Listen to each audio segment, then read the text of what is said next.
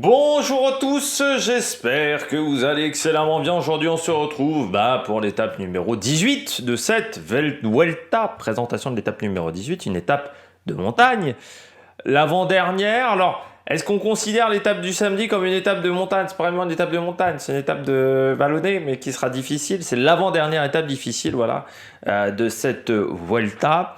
C'est-à-dire que là, il va falloir quand même commencer à déclencher les hostilités si ça ne s'est pas déclenché auparavant avec cette étape qui est difficile. N'hésitez pas à vous abonner à la chaîne, à réagir dans les commentaires, à mettre un pouce bleu, à partager la vidéo sur les réseaux sociaux, notamment auprès de vos proches, si vous pensez que ça peut les intéresser. Dans les commentaires, n'hésitez pas à me dire qui vous voyez comme favori, qui vous voyez en difficulté. EPS 2.0, c'est sur les plateformes de podcast. TikTok, le débrief juste après l'arrivée de la course. À part si j'ai pas grand chose à dire, comme ça arrivé pour l'étape numéro 16, où je ne savais pas quoi dire, très clairement. Et puis voilà, on commence tout de suite avec cette étape numéro 18, étape difficile avec beaucoup de difficultés. C'est une étape qui va être dure à contrôler pour l'équipe d'un leader. Pourquoi? Parce que, en gros, si on veut aller jouer la gagne sur cette étape, il va falloir rouler dans toutes ces phases de transition. C'est une étape qui est bourrée de phases de transition entre chaque difficulté. À chaque fois, il y a 15, 20, 30 km entre chaque difficulté sur le parcours. Toutes ces phases de transition, il va falloir rouler. Il va falloir avoir des équipiers. Donc il faut une équipe solide pour aujourd'hui. Et surtout, il ne va pas falloir gâcher des cartouches trop tôt. C'est là où il va falloir vraiment se poser des questions sur à quel moment il va falloir rouler du côté des leaders. Moi, je pense qu'on va avoir deux courses en une. Une course avec les leaders et une course avec les coureurs qui joueront le classement de la montagne, les baroudeurs. Parce que je ne vois pas l'intérêt d'une équipe de leaders à de vouloir contrôler toute la journée. Et surtout, la capacité qu'aurait cette équipe à contrôler toute la journée, ce qui me semble très compliqué. Donc je pense qu'il va falloir attendre vraiment les 60 derniers kilomètres pour qu'on déclenche vraiment des grosses hostilités. À part si un leader montrait des gros signes de grosses difficultés dans le Puerto de San Lorenzo, qui se situe à mi-journée à peu près. Mais sinon, je pense qu'on va attendre la fin d'étape vraiment pour déclencher. C'est dommage sur ce parcours, c'est toutes ces zones de transition. Après, il y a aussi des raisons topographiques, tout simplement. On ne peut pas avoir toujours des cols qui s'enchaînent à la suite les uns des autres. Donc voilà, il y a ces phases de transition. Et puis il y aura des pourcentages, même si c'est moins fort que du côté de l'Angliru. C'est quand même une étape où il y aura pas mal de pourcentages. Il y a plus de dénivelé positif aussi sur la longueur de l'étape. C'est une étape qui est en fait très dense. Parce qu'on a beaucoup de difficultés. Dommage ces phases de transition entre chaque col. Dénivelé positif, on est à 4630 mètres.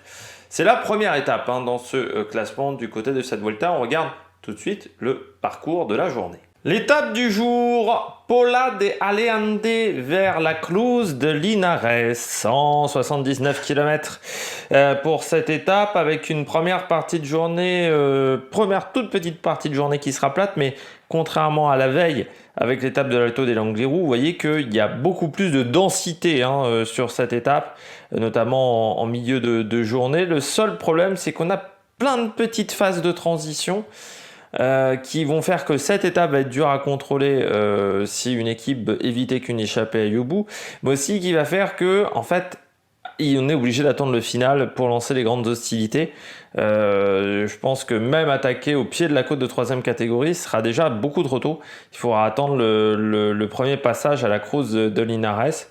Je pense très clairement. Bon, on regarde tout de suite cette étape, le Pola de Aleande vers la Cruz de Linares. Début de journée, donc vous voyez les 29 premiers kilomètres sont plats et ensuite on attaque les débuts de l'Alto de Las Estacas, 5 km 2 à 7,3% de moyenne. Côte de 2e catégorie, on sera au kilomètre 48,5. On sera encore loin de l'arrivée, on sera encore à plus de 130 km de l'arrivée et il y a un écart de bonne trentaine de kilomètres avec le Puerto de San Lorenzo. Cette première difficulté du jour qui n'est pas la plus dure. Vous voyez pourtant on a déjà des passages à 7,8, 7,9%. Voilà, une belle montée. On est entre Le 2, et en fait, il manquait un peu de pourcentage pour que ça soit première catégorie. Mais voilà, vous voyez, 7-8, 7-9, 7-3, 7-2, ça va être très régulier et pas si facile que ça. Ça va être en fait, c'est intéressant, c'est une belle mise en jambe pour la suite de la journée.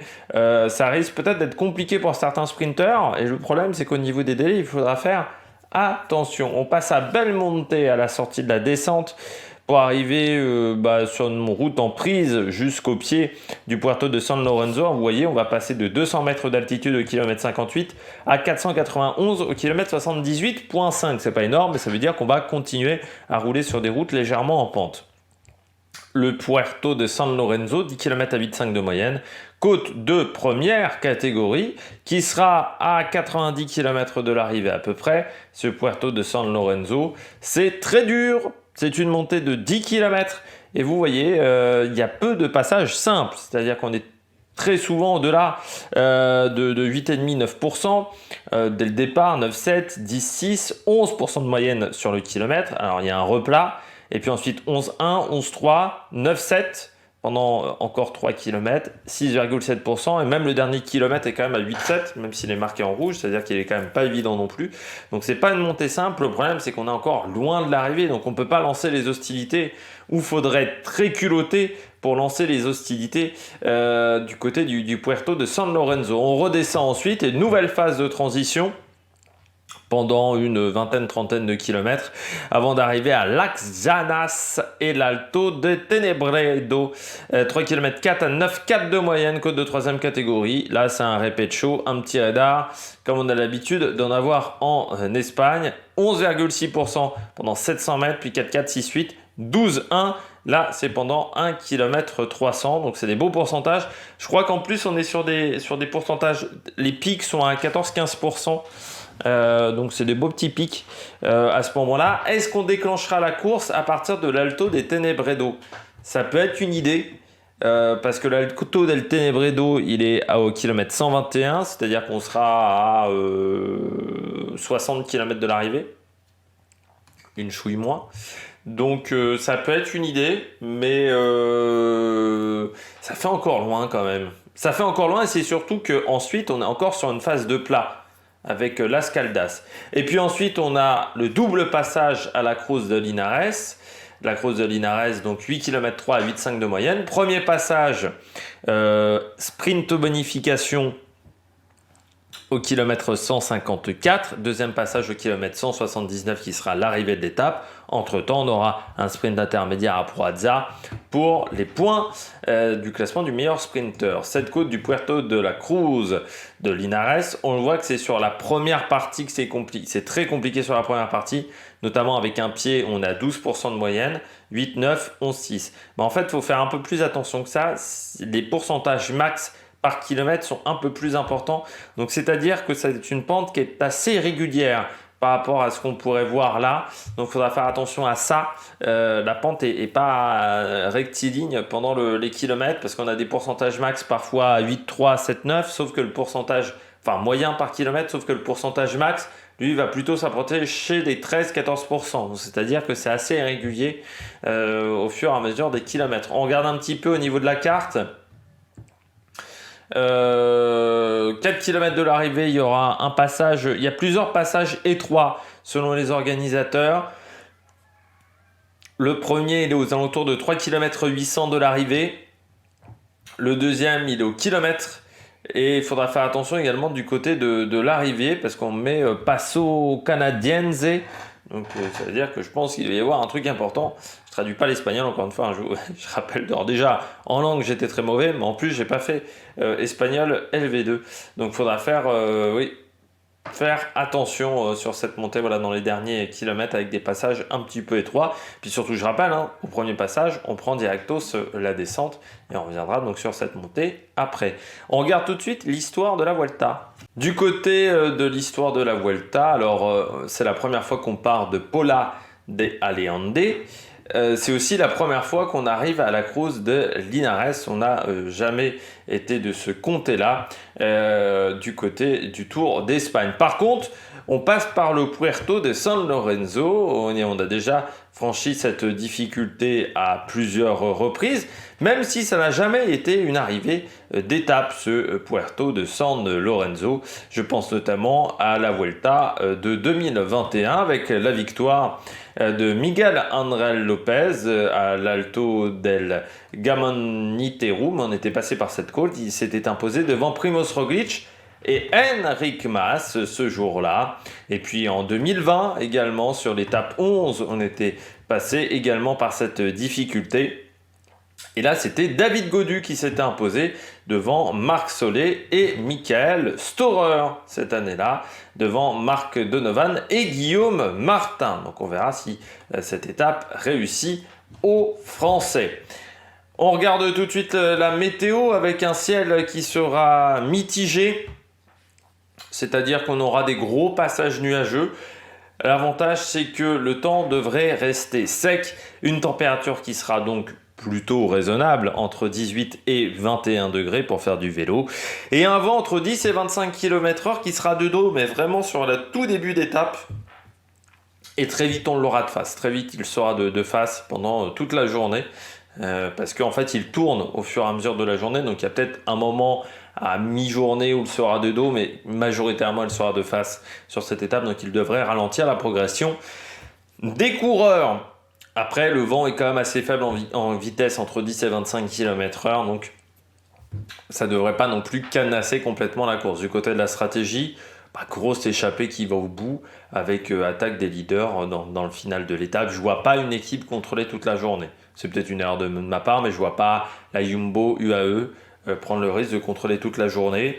Et puis une bagarre pour le classement de la montagne également, pour Remco Evenepoel. Ça m'étonnerait qu'on ne voit pas Remco Evenepoel dans l'échappée. Du côté de mes favoris, j'ai mis Geraint Thomas. Parce que chez Ineos, en haute montagne, Bernal, on ne l'a pas vu sur toute la Vuelta. Et je pense que c'était une mauvaise idée de lui faire enchaîner 2 grands tours après une année blanche. Geraint Thomas reste quand même dans le temps de 20 du général, donc s'il se retrouve à la bagarre avec des Mollema, normalement ça doit fonctionner. J'ai mis Juan Pedro Lopez également, parce que j'avais envie de mettre Juan Pedro Lopez, qui je trouve a fait une belle montée hier à Bérès. Donc ça pourrait être, avant-hier pour vous, ça pourrait être intéressant. Et puis Remco Evenepoel, bien entendu, pour le classement de la montagne. Grosse cote. Je le mets qu'en 3 à Remco Evenepoel. Je le mets pas en 1 tout simplement parce que je me dis, est-ce qu'avec le travail qu'il va devoir fournir pour prendre des points au classement de la montagne, ça va peut-être lui nuire sur la fin de journée. Et en grosse cote, j'ai tenté Rémi Rochas, qui est toujours dans le top 30 du général, Rémi, de la Cofidis. Donc ça montre que les jambes sont bonnes. Donc pourquoi pas, voilà. J'aurais pu mettre Paul Ourselin également, qui est dans le top 30. Il est 29 ou 28, Paul Ourselin, mais bon. Il dit quand même que là, faut quand même pas déconner. Donc je mets Rémi Rochas du côté du programme télé, Eurosport 1 à 12h30 pour un départ fictif à 12h47. Tout ça en direct sur Eurosport 1. Le pied du Puerto de San Lorenzo entre 15h04 et 15h18. L'Alto des Tenebredo entre 15h52 et 16h11. Vraiment à partir de l'Alto des Tenebredo, pour moi, il faut regarder. Encore le Puerto de San Lorenzo, peut-être qu'il ne va pas se passer grand-chose. Autant sur l'Alto des Tenebredo, ça peut commencer à déclencher la course. Et puis l'arrivée est prévue entre 17h16 et 17h45. On fera bien entendu le débrief sur TikTok juste après l'arrivée. Débrief sur YouTube à 21h. Demain, présentation d'une étape beaucoup plus calme qui peut avoir 2 scénarios possibles. L'étape L'étape numéro 19. D'ici là, n'hésitez pas à vous abonner à la chaîne, à réagir dans les commentaires, à mettre un pouce bleu. Et ciao ciao sur l'Amérique Production.